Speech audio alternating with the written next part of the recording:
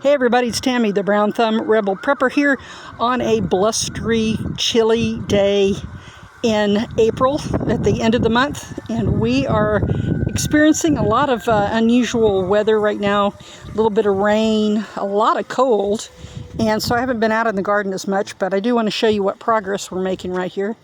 We're walking through the side yard, which is full of interesting things. Man, the rosemary just goes crazy here. But this year I really put some extra time on the side yard. Mostly flowers. So I'm hoping. Flowers don't usually do that well for me. And that's why I've got a brown thumb. But anyway, it looks so nice and green this time of year. I really love this time of year because everything looks like it's going to succeed. And then during the middle of summer, when things get really hot here in Southern California, you feel like everything's a failure. But right now, we're succeeding. We got all these beautiful little baby plants coming up everywhere. There's lavender, and there's all sorts of flowers, and some gladiolas, and got to go through the jungle here a little bit. And you'll see that I broke down, got a really good deal. Keep your eyes peeled. Like Home Depot and those big box stores that I normally don't go to, but they have good deals sometimes on flowers. And so I got these beautiful calla lilies for like half price. So I was happy about that. So this is the side yard. This is my wonderful, fragrant, and delicious, oh so delicious lemon tree. Not sour like most lemons. These are the sweetest lemons, honest to goodness, I've ever had. So putting on new blossoms, and it's won't be long till it has a second harvest. Usually get at least 2 harvests a year. The second one's a little bit lighter, but there's some lemons still on there. So we're going to go around to the back here and check out what's going on in the vegetables. Again, this time of year, hope does really spring eternal. You think everything's going to turn out great because your plants look so pretty. So we've got lettuce and arugula and carrots going here. And let's see what else. Got some baby cabbage out in that mess. I kind of did a wild thing on this side of the garden. And of course, zucchini, cucumbers, some grapevines growing back there. My wonderful little sweet grapefruit tree. And then this guy, I thought it was never going to grow. This is an almond tree. And it finally started growing. So I would say it's probably 8 to 10 feet now at least. So it's doing well. I do not think I'm going to have nectarines this year because we had really strong winds earlier. And it knocked off a lot of the blossoms. But the tree's still pretty. So let's go back and see what we're going to do. Now, I'm getting this all prepped. I have some little baby, these are green zebra tomatoes growing right here.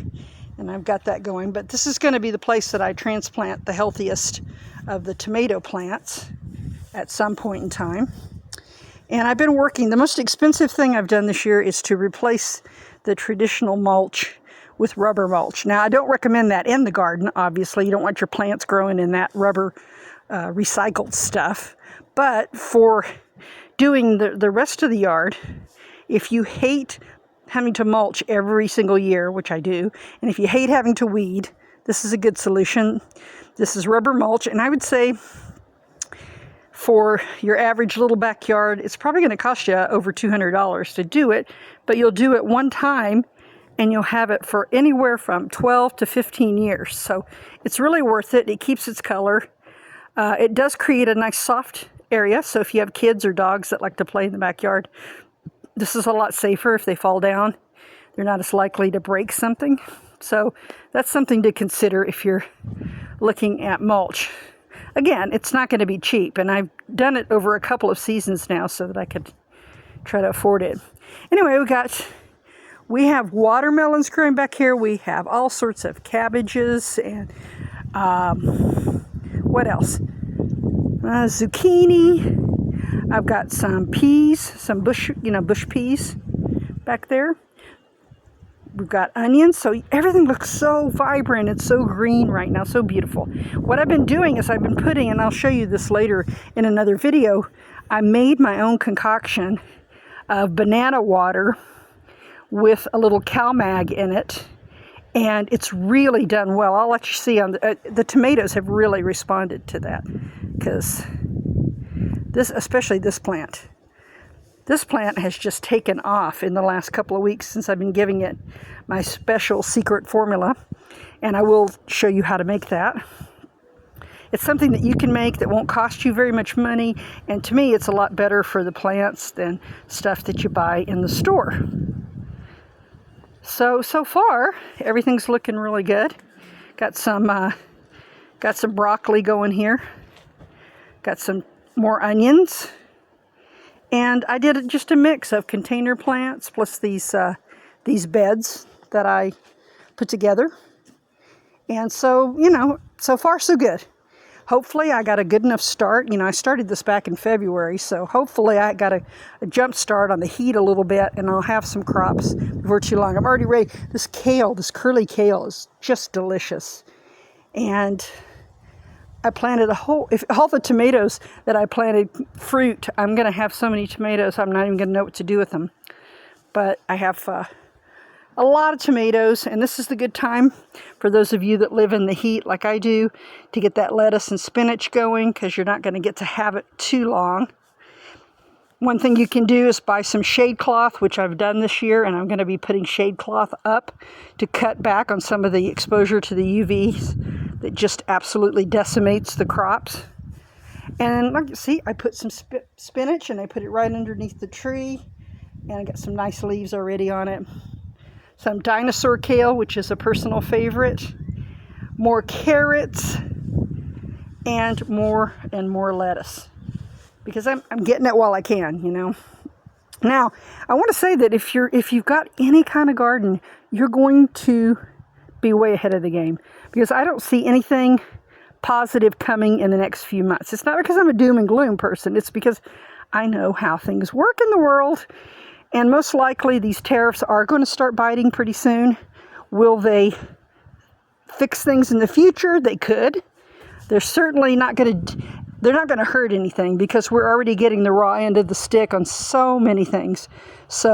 But the tariffs are going to cause some pain. So if you have a few vegetables growing and you can be somewhat self-sustaining, you'll feel better about things. You'll feel more in control, and it doesn't have to be a lot. It can just be a few containers on your porch with some fresh tomatoes and some fresh lettuce in them, and that will make a world of difference to you as things get tougher.